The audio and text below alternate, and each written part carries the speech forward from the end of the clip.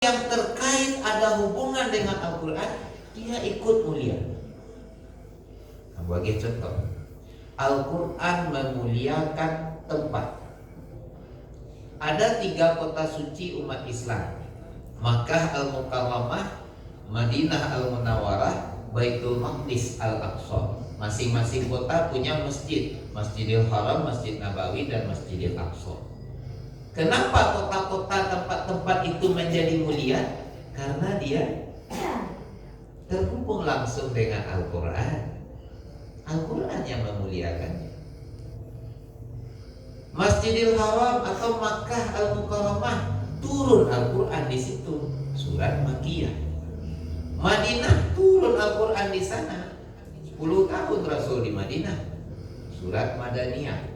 Al-Aqsa disebut berkali-kali dalam Al-Quran, surat Al-Kahfi, peristiwa Isra Mi'raj, Ardal Muqaddasah, bumi yang disucikan. Itu Palestina, negeri para nabi, disebut dalam Al-Quran. Maka Al-Quran memuliakan tempat. Kenapa masjid menjadi tempat mulia? Al-Quran yang memuliakan. Mana sana bawa ibu di masjid atau di hotel?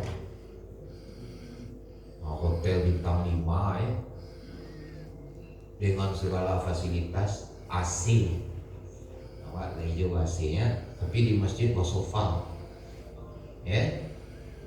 Oh, makanan banyak, lalu spring bed tambah. Itu di hotel tuh. Awak di masjid mana nyaman ibu? Di masjid itu di hotel nyaman masjid. Apa yang membawa nyaman? Al-Quran. Bukti nyaman orang di masjid itu ada yang bawa. Buktinya Ustaz, banyak orang takaluk di masjid. Yeah. Di hotel tidak banyak takaluk. Mengikuti seminar orang di aula hotel mewah, tidak banyak takaluk. Tapi di masjid takaluk. Karpet kok tambahnya. Basanda di keramik, kalau tulang beradu je pembuang. Kalau jago lah bu.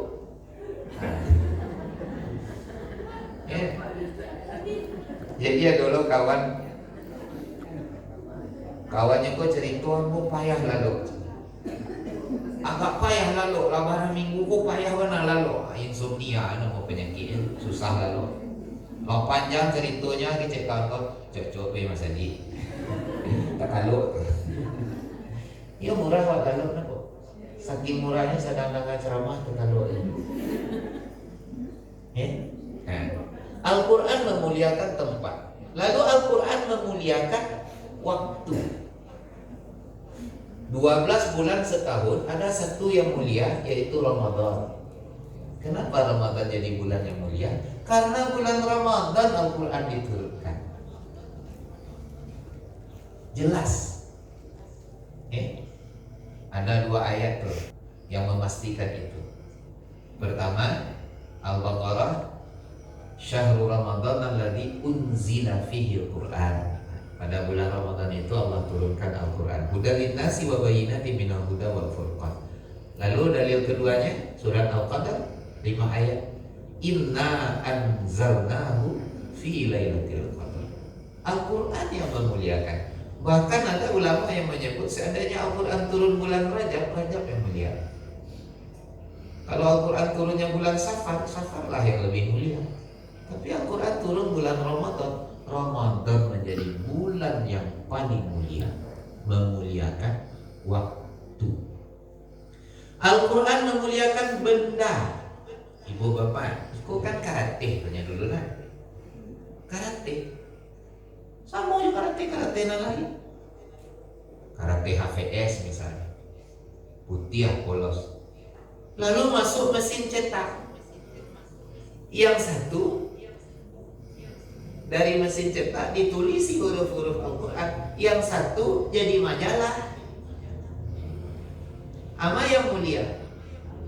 Mulia Al-Quran. Harganya mungkin lebih murah.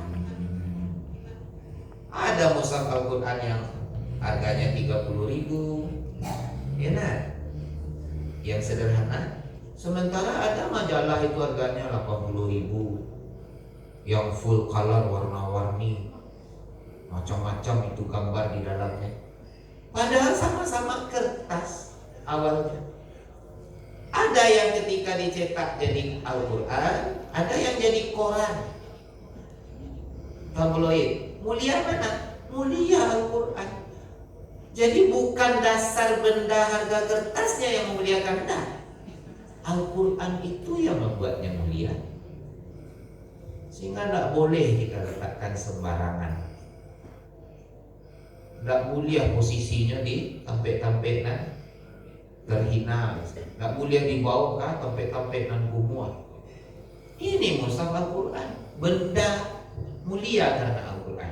Gantungan kunci ibu punya harga 3.000 cepat. Gantungan kunci.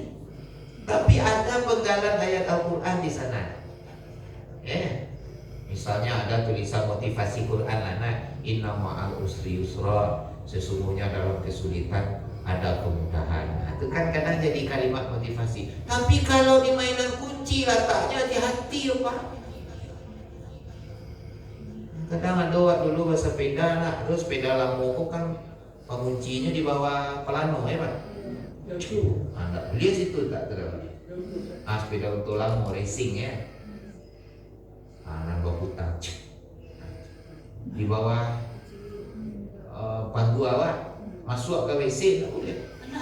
Karahnya indah, karahnya itu kan wak kaji Al-Quran yang ada di sana. Ada lukisan. Wah, kalau lukisan lambang kemewahan, kecil orang ibu bapak. Lukisan itu lambang kemewahan. Ada mungkin lukisan bingkai ame, pemandangan. Tuh kalau ada itu di rumah orang kayu ada. Sudah itu ada kaligrafi je. Atau ayat kursi dibeli poster 3.000, 5.000. Asal itu ditempel. Mana mulia? Mulia karakter dan tadi dibanding lukisan jutaan rupiah. Karena yang memuliakannya Al-Quran. Tidak mulia ibu cabian model cabian buku. Masa ayangnya ibu ya pelampin awak tidak pas robok malah kain pelampin. Nampak buku anak awak lah kelas 5 SD, jadi buku tu buku kelas 2. Oh kalau buku lama ibu cabian karakter. Tu bawa paci kata lingo karya kuali bangkit nanange mulia. Tapi mulia tak ibu cabian Al-Quran. Awak sasa primary ko sila dua cabian Al-Quran. Tuak mengganja kaki meja mulia. Dipindah meja boyang kan. Tak sapu panjang kaki meja lo ni. Nampak koran, ambil lipet ganja. Tapi Quran tak bisa kan? Benda itu jadi mulia karena Al-Quran. Lalu Al-Quran memuliakan manusia yang dekat dengannya. Kenapa Rasulullah menjadi Rasul paling mulia? Gelarnya saja berbeda. Nabi Adam, Idris, Nuh, Hud, Soleh itu sampai Nabi Isa alaihi salam. Ketika baginda Nabi Muhammad sallallahu alaihi wasallam. Oh, Nabi yang lain banyak julukannya. Ada Khalilullah juga. Kemudian Rasulullah julukannya Habibullah. Apa itu Habibullah? Habibi, Habibah, kekasih. Jadi Rasulullah yang santir memilih julukan. Apa julukan? Habibullah. Apa itu? Kekasih Allah. Ibu punya kekasih? Yayang atau yayang? Bebek? Kekasih. Apa arti kekasih? Kalau menurut aku Pak, Bu, kekasih itu artinya anak diminta dikasih. Itu kekasih. Anak mau minta dikasih, kekasih. Tapi kalau anak minta ditolak, itu ketolak. Ibu punya kekasih kan? Anak ibu minta dia. Dia minta untuk minta ame sebongkah, minta pergi jalan-jalan, dia dikasih lah, tak ketolak tu. Rasul kekasih Allah, apa yang diminta Rasul Allah kasih Pak. Apa yang membuat Rasul menjadi mulia? Al-Quran. Mukjizat terbesar dipilih oleh Allah untuk diterima Rasul Nabi kita Muhammad Sallallahu Alaihi Wasallam. Nah, muncul pertanyaan, kita tak Nabi Ustaz, kita tak menerima Al-Quran, tak ada mukjizat, kita manusia biasa. Bisakah kita juga mulia dengan Al-Quran? Bisa. Semakin dekat kita dengan Al-Quran, maka semakin mulia kita di sisi Allah. Dengan apa? Satu, miliki Al-Quran. Ibu bapak lah punya Quran. Alah, bara ibu punya. Cie, udah petigo ya. Nah, untuk awak bawa dia kemari, ukurannya gak tete. Yang untuk awak tinggalkan di rumah membaca tiap malam, ukurannya agak gadang. Yang ibu punya oto, letak lo di dashboard oto, cie. Kadang oto 80 juta, 100 juta lebih, nggak ada mushaf Al-Quran di dalamnya. Nah, kalau Pak Beko menjepui ibu belanja di pasar ibu, sudah tuh ditelepon wak lah parkir. Yo aduh leh sekitik leh di Bali gak seperempat jam leh. Astel bangku, iduan AC, buka mushaf Quran. Kalau lancar wak mengaji seperempat jam tu lah setengah juz tu maka. Ya. Kemudian menunggu di lobi di kantor, buka mushaf Quran.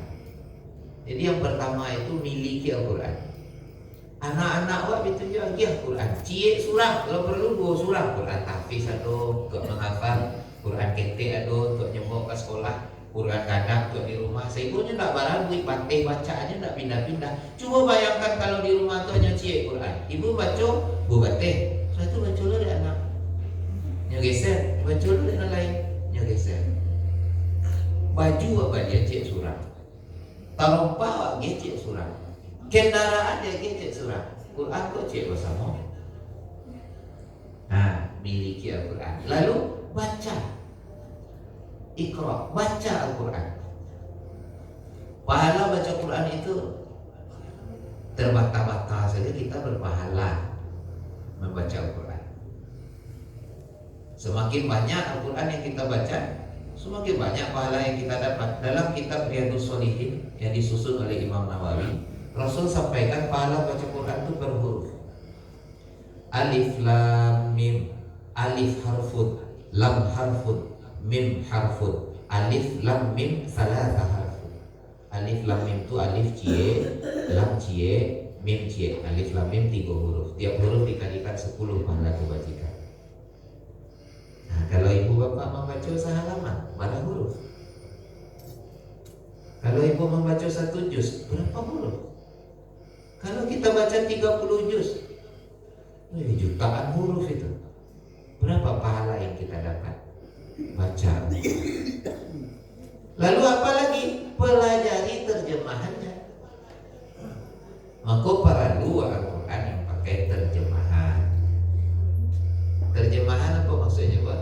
Arti berkatanya, arti ayat-ayatnya, tersiratnya. Kan awak lagi baca Quran, cuma kadang kan awak tak punya pula yang terjemahan. Aku pernah lo bertanya, "Iyo awak baca terjemahan itu Ustaz?" "Iyalah." "Napa ada awak baca?" "Aja ya Ustaz, guru bapak." "Napa ada? Kalau antum ngerti bahasa Arab." Kalau awak ngerti bahasa Arab, tak perlu awak punya Quran terjemahan. Kini yang bertanya, ibu bapak ngerti bahasa Arab? Lagi tahu bahasa Arab, pandai mengucapkan, pandai mendengarkan dan tahu maksudnya. Tidak tahu. Maka awak tidak mengerti juga bahasa Arab, perlu ada terjemahan. Seorang guru aku pernah bertanya, "Ala khatam Al-Quran?" "Ala guru." Barangkali kan Laila berkali-kali. Alhamdulillah guru, lah berkali-kali khatam. Sudah tua tanya guru aku, "Pak, lah pernah mengkhatamkan terjemahan Al-Quran?" Itu mau jawab, "Ayo alur lagi guru." Nan membaca terjemahannya tuh sampai khatam. Kecik guru apa tuh para lu tuh khatamkan pula lah terjemahan Al-Quran agar kita tahu kisah Maryam wanita suci, agar kita tahu Nabi Ibrahim melawan Raja Namrud, agar kita tahu negeri-negeri yang dimusnahkan, surat Hud, kaum Ad, kaum Samud, kaum Nabi Lut. Di terjemahan baru awal bisa membaca. Nama kau para luar baca terjemahan. Apalagi setelah itu pelajari pula tafsirnya. Jadi terjemahan dan tafsir apa bedanya ibu bapak? Terjemahan itu tersurat. Anak tertulis itu nanti diartikan. Sedangkan tafsir tersirat. Ada yang satu surat ketika diuraikan dengan tafsir dia menjadi satu buku. Berarti panjang kan penjelasannya? Di sana dikaji asbabun nuzul, sebab turunnya ayat. Di sana diceritakan keadaan ketika ayat itu turun, ayat sebelumnya, ayat sesudahnya. Didukung pula dengan berbagai hadis-hadis dan kejadian. Itu di mana adanya? Di tafsir.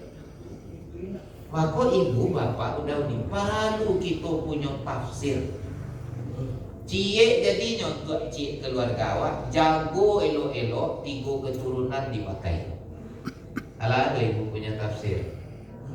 Alah pak di rumah awak mahal Ustaz, berapa harganya? 800.000 Ustaz, 600.000 ada lah cerita lebih. Kalau ada ibu apa nambah auto dari tahun 2000 autonya berapa aja setahun? Lebih sejuta. Tiap tahun apa bayar pajak? Tapi mana tuh kalau tak ambil? Tafsir tak tiap tahun dia balik. Wali cie jago elo-elo, agak tampil narancak di rumah bisa memakainya 3 keturunan. Itu tafsir apa saja, ya tafsir yang recommended lah ya. Ada kalau yang tafsir lama tafsir Ibnu Katsir, tafsir At-Tabari. Kalau yang kontemporer ada tafsir Fi Zilalil Quran, Dr. Said Qutb, ulama Mesir. Ada lagi yang orang Minang punya ini, Buya Hamka lagi, tafsir Al-Azhar. Kalau ibu baca apa baca tafsir Al-Azhar tuh banyak wak baso Minang dalam tafsir Al-Azhar. Jadi Buya Hamka menjalihkannya di beberapa penjelasan tuh pakai bahasa Minang. Zaman itu, bahasa Minang zaman itu. Dan 2 tafsir terakhir yang disebut itu tuntas penulisannya dalam penjara. Dr. Said Qutb di penjara di Mesir ibu sudah tafsir Fi Zilalil Quran. Buya Hamka di penjara sudah tafsir Al-Azhar. Jadi memang di penjara oleh luasa orang menulis. Pikiran tak ada oleh ya, tanamnya bu menulis. Jadi kalau ada anak ibu dan skripsinya tidak selesai, laporannya tidak sudah, coba ditanya dulu. Sudah tulisannya, ya, tidak banyak pikirannya. Maka tafsir, yang aja kita merenung Al-Quran yang setebal ini. Oh kalau buku kabarnya mohon maaf pak sekitar 2 cm 3 cm nah. Kalau diletak di rak buku setebal. Coba ibu cari tafsir Buya Hamka Al-Azhar. Disusun tafsir Al-Azhar itu 30 juz pak, berapa panjang? Tambah buku, ada yang bisa jawab? Kalau dulu tafsir Buya Hamka itu Bali langsung ditampilnya pak, bentuk kotak kayu. Itu ibu datang, lebih kurang 80 cm sampai 1 meter, tambahnya pak. Jadi kalau disusun tafsir Al-Azhar itu 30 juz lengkap, 2/3 meja aku panjang. Bagaimana kita merasa cukup memahami Al-Quran yang setebal ini sebelum kita membaca tafsir yang penguraiannya sangat panjang? Perlu kita punya tafsir atau ikut kajian tafsir. Nah ini mempelajari tafsirnya, apalagi menghafalnya. Jadi interaksi tertinggi manusia dengan Al-Quran itu adalah ketika dia menjadi pemelihara Al-Quran. Hafidh wal hafidhah, para penghafal Quran. Alhamdulillah, masjid kita menjadi sampai para penghafal Quran bulan Ramadan. Alhamdulillah, semakin dia dekat dengan Al-Quran, banyak hafalannya, maka semakin mulia dia di sisi Tuhannya. Aku anak-anak awak, santri-santri syekh awak yang bujang-bujang kok para penghafal Quran, ambillah jadi binatu kok, tinggal pilih saja. Ya, kalau mencari orang gimana Bu? Kalau memilih orang, Ibu kan kabaminatu, karena apa kabaminatu? Kalau memilih barang, mana nak pilih? Barangnya rancak, harga murah, nanti Ibu. Ini rancak Ustaz, tapi murah. Kalau rancak mahal, tak dia balik dia. Rancak murah, kau dapat diskon 70%, bebas lo ongkos kirim. Oh, banyak kemudahan-kemudahan. Itu memilih barang. Tapi kalau memilih orang, gimana memilih orang? Ada standarnya memilih orang. Sholat, pilihlah orang yang sholat, dekat dengan Al-Quran, akhlaknya bagus. Jadi Ibu kalau kabar minantu itu jadi itu standar. Jadi sholatnya, baca Al-Qurannya, gitu. Iya Ustaz, oh sholatnya bagus Ustaz. Pernah lu Ibu menangannya jadi imam Ustaz pun di hafiz Quran Ustaz. Akhlaknya elok, ambil minantu Ibu. Iya Ustaz, lagi suku Ibu karena itu Ustaz. Tapi ada cek nak ragu Ibu, bantu ragu Ibu. Nyo kayu Ustaz, nak baru nak capek sila Bu. Kayunya kan. Sholat bagus, Al-Quran hebat, akhlak baik, kayu belum. Dia dulu tak mengganja setiap Bu. Itu Bu. Dia nyo lagi soleh Ustaz, kayu. Nyo gagah belum. Bismillah Bu, kau dia ada orang lain. Soleh, solat bagus, Al-Quran di hati, kemudian kaya, lalu ganteng. Nah, nikah anak awak so. Iku aduh puluh Ibu solat nak salah saya jo Al-Quran yang tak tahu, bansai buruk belum. Malah Ibu mohon maaf ya. Nah tu nak misalnya biar-biar lah, tu di skip ke, di skip oh istilahnya, disampaikan dulu, cari nama lain. Begitu. Kalau sudah Al-Quran di hatinya, Allah akan memudahkan urusannya. Lah Ibu mencari orang-orang dan dekat dengan Al-Quran susah hidupnya. Mohon maaf, Ibu tak menemukan. Berbagai kemudahan Allah berikan dalam hidupnya. Kini saja di kampus-kampus besar di Indonesia itu ada jalur khusus tahfiz Quran. Hafalan Ibu 10 juz, 15 juz, lulus tanpa tes, bebas memilih jurusan. Itu. Jadi masuk ke kampus tuh tidak pakai tes, disuruh lo milih. Tenaga jurusan Ananda, awak tenaga kedokteran, terima. Awak neo teknik mesin, terima. Awak neo peternakan, terima. Awak yo matematika, udah tuh. Itu kemudahan dalam pendidikan. Dalam pekerjaan Ibu, mudah orang hidup dengan Al-Quran. Orang yang Allah di Al-Quran pasti sholatnya lancar. Dan masalah utama dalam hidup ini ternyata adalah masalah sholat. Orang kalaulah bermasalah sholatnya, pasti banyak masalah-masalah lain yang datang dalam hidup. Ambo punya banyak kawan di KUA, kota dan kabupaten. Lalu telitilah beberapa masalah-masalah di rumah tangga.